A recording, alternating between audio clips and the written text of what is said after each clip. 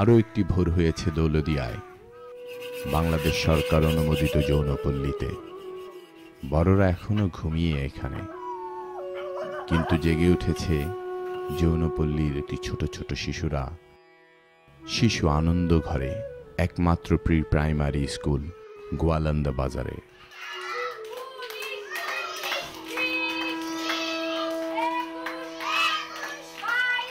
Save the children Australia 1995 সালে কিছু সাহসী এবং হৃদয়বতী যৌনকর্মীকে নিয়ে প্রতিষ্ঠা করেন শিশু আনন্দ ঘর গোয়ালন্দা বাজারে। এই স্কুলটি পরিচালিত হয় এক সময়কার যৌনকর্মীদের দ্বারা, যারা আজ আর যৌনকর্মী নন। তাদের মাঝে কেউ কেউ শিক্ষক হয়েছেন। প্রতিটি শিশুর জন্মই দৌলদিয়া যৌনপল্লীতে। এদের অনেকেই জানে না কে তার বাবা, কেমন তিনি দেখতে। এখানে অল্প বয়সের বাচ্চারা কি করে যৌনকর্মী হয়ে যায়। যৌনকর্মীদের সন্তান অল্প 13-14 না যাইতেই 18 পূরণ না হইতে হইতেই আগেই হয়ে যায়। যে এখানে দেখতেছে মারা কি করতেছে, ওকে দেখে দেখে ওদের অভ্যস্ত। মানে ওদের মায়েদের কাছ থেকে কিছুক্ষণ সেভে রাখার জন্য আমরা এটা করতেছি। তারপরে এখন কি হবে এটা তো আমি করতে পারতেছি না। আমরা যতটুকু পারতেছি এদের সেভে রাখার জন্য চেষ্টা করতেছি। এই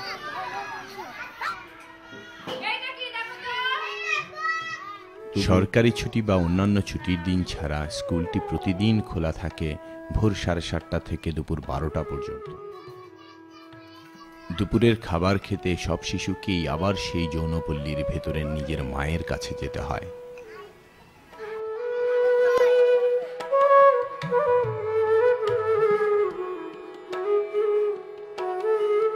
দুপুর এখন 12টা। এই শিশুদের মাঝে একজনের নাম নূর, তার বয়স 6। বাড়ি ফিরে সংসারের কাজে হাত লাগাতে হয় নূরকে। রান্না করেন নানু, মা কাজ করে, আর বাবা সারাদিন ঘুমায়। আরও আছে নূরের ছোট ছোট 2টি ভাই বোন। আমি জানতে চাইলাম তার কেমন লাগে এখানে থাকতে। খারাপ জায়গায় থাকতে ভালো লাগে না আমাকে। খারাপ জায়গাটা আমি জানি না, আমার মা জানে। এখানে আমার জন্মস্থান এখানে। আপনার মাও কি এই পেশায় জড়িত ছিলেন? হ্যাঁ, সেই জায়গার একজন পুরনো লোক বাড়ি ছিল।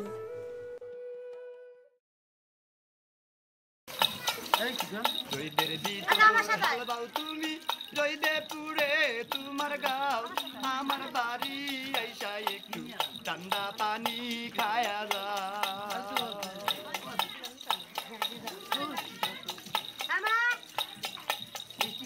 জয়দের ভিতর হালবাও তুমি জয়দেবপুরে তোমার গাঁও, আমার বাড়ি আইসা একটু ঠান্ডা পানি খায়া যা। নূর ছবি আঁকতে পছন্দ করে, কিন্তু তার কোনো রং পেন্সিল নেই। তবে তাতে কিছু যায় আসে না। আমি পুলিশের চাকরি করতে চাই, ভালো কাজ করতে চাই।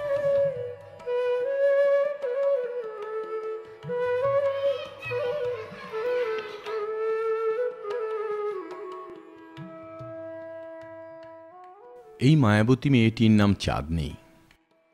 তার বয়স 11, ক্লাস 4-এ পড়ে। সেও একসময় নূরের মতো শিশু আনন্দ ঘরে যেত। এখনো আসে, তবে খেলতে। স্কুলের পরে তাকেও সংসারের কাজে হাত লাগাতে হয়। বড় বোনের বাচ্চা মিষ্টিকে দেখভাল করতে হয়। আমার বোন আমি দিয়ে 4 জন। একজন দোকান করে আর 2 জনই করে কোকোলা।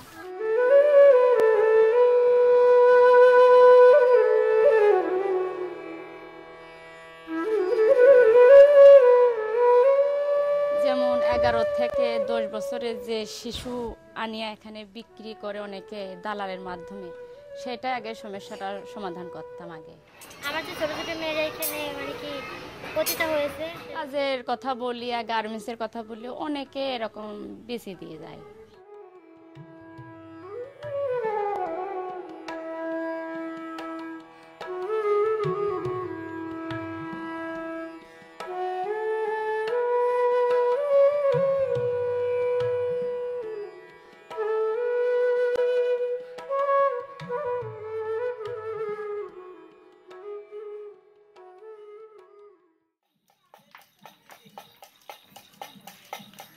আমার বাপের বংশ ভালো সাতগিরামের মাতুবার চক ভরা তার জমি আছে বাড়ি ভরা টিনির ঘর।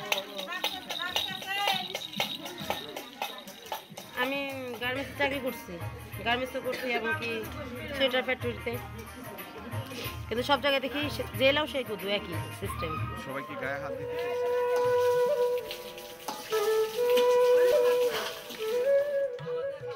যেমন ধরেন একটা কাস্টমার আসলো, বিভিন্ন ধরনের অত্যাচার বোঝেনি তো।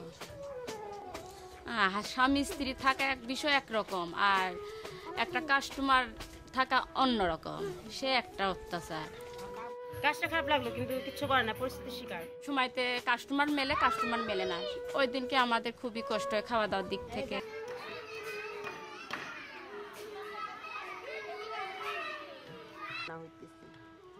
আগে দারিদ্র তো আসলেই, সামাজিকভাবেও অনেক নির্যাতন হয়ে যেই মেয়েদের উপায় ছিল না সেই মেয়েরাই এই বতেলে। চোখের পানি দেখানো মানে দুর্বলতা, প্রয়োজন আছে নাকি চোখের পানি দেখানো? নিজের খারাপ লাগবে, নিজের রুমে নিজে একলা একলা কান্নাকাটি করবো, তাহলে তো প্রশ্ন ওঠে না কি ভাই? গ্রামে একটা ব্যক্তি যদি দেখে যাইতো যে অমুক জনকর্মী, সেই সমাজে তার মা বাপের এক ঘুরে ফিরে থাকত, ওদের সাথে মিশতো না, কথা বলতো না। কি করার আছে আমাদের?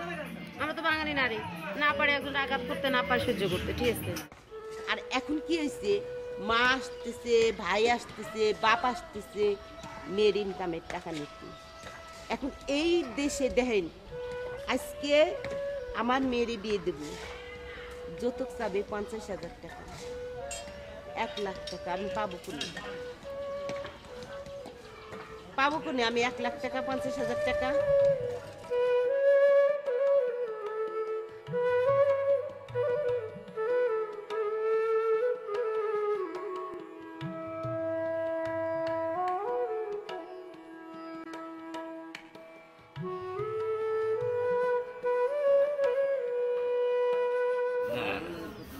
এইখানে তারা আছে, এখানে হয়তো আমি ওরকম ভালো মনে করি না।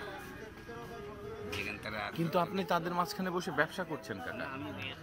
হ্যাঁ, আপনি তাদের মাঝখানে বসে ব্যবসা করছেন।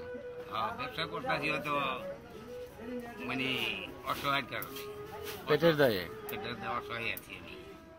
ওটা বাইরের সমাজ, আর এটা তো 5 বেড়ার তলে, ঠিক আছে। সেই ক্ষেত্রে আমি বুঝি কি বাইরে খারাপ কাজ না করে এই জায়গায় করাটা সবচেয়ে বেটার। আমরা কন্ডম সম্বন্ধে বলি তাদের, তারা বলার পর মানতে চায় না, মানতে না চাইলে তখন বাধ্য, ঠিক আছে। আমাদের টাকা লোভ দেখায় যে 100 জায়গায় 200 দেবো, কন্ডম ছাড়া বলবো, অনেক রকম কথাবার্তা বলে, কিন্তু পরিস্থিতির শিকার। তুমি জানো কন্ডম ছাড়া এইডস হতে পারে তোমার? হ্যাঁ, এটা আমি জানি, কিন্তু আমি কিছু করার নেই। আমাদের পেটের জন্য টাকা দরকার, কয়টা লোক ফেরত দেওয়া যায়, কিন্তু সবাই তো একতাল না, একজোট না। আমি ছেড়ে দিতেছি, আরেকজন নিচ্ছে। আমি পুরুষ নামের জাতটাকে মাইন্ড করি না, আপনার একটা পুরুষ নামের জাতটাকে আমি ঘৃণা করি।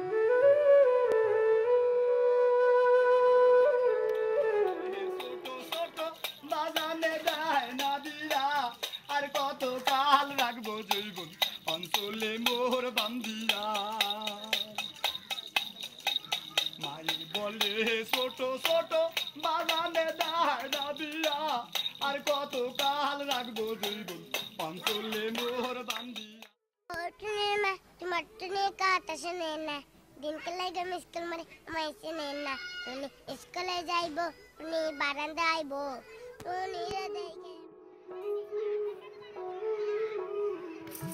পুলিশ হতে হলে অনেক দৌড়ঝাঁপ করতে হয়, কিন্তু নূরের পছন্দ ব্যাঙের মতো দৌড়াতে।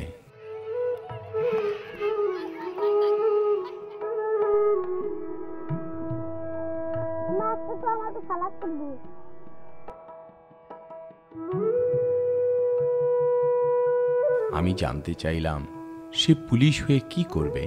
আব্বা যেরকম ধরে না আর টাকা নেন না, আমিও সেরকম করবো।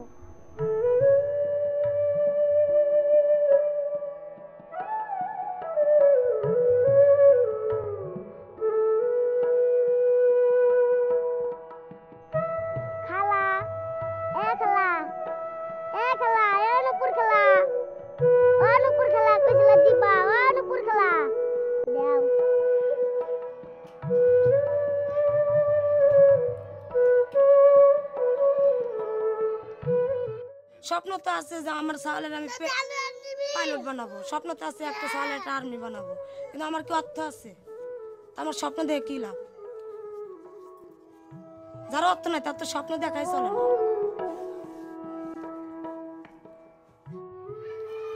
সোনার পালঙ্কের ঘরে লিখে রেখেছিলেন দ্বারে, যাও পাখি বলো তারে, সে যেন ভোলে না মোরে। 3-4 প্রজন্ম ধরে যৌনকর্মী, এ কেমন সভ্যতা, এ কেমন বাংলাদেশ, এ কেমন রীতি। আমারে বুকের ভেতর নোনা ব্যথা, চোখে আমার ঝরে কথা, এপার ওপার তোল পার একা। বুকের ভেতর নোনা ব্যথা, চোখে আমার ঝরে কথা, এপার ওপার তোল পার একা। যাও পাখি বলো তারে, সে যেন ভোলে না মোরে। সুখে থেকো ভালো থেকো, মনে রেখো এ আমারে। মেঘের ওপর আকাশ ওরে, নদীর পার পাখির বাসা, মনে বন্ধু